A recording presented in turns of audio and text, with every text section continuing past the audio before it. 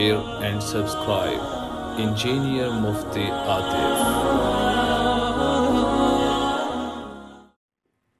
یہود کے دل مسلمانوں سے اتنا بغض رکھتے تھے، اتنا کینہ تھا مسلمانوں کے خلاف کہ کوئی بھی مسلمانوں کی خیر کی بات انہیں برداشت نہیں ہوتی تھی۔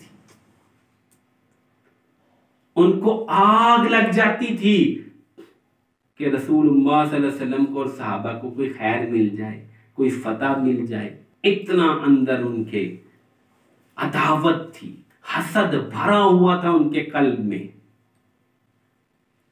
فرمایا کیوں نہیں مانتے یہ؟ ابو جہل نے تکبر کی وجہ سے اسلام قبول نہیں کیا۔ یہودیوں نے بھی ابو جہل کی طرح حضرت پاک صلی اللہ علیہ وسلم کو بہت خوب پہچانا تھا، ایسے پہچانتے تھے جیسے کوئی اپنے بیٹوں کو پہچانتا ہے، لیکن ان کو حسد بہت زیادہ تھا۔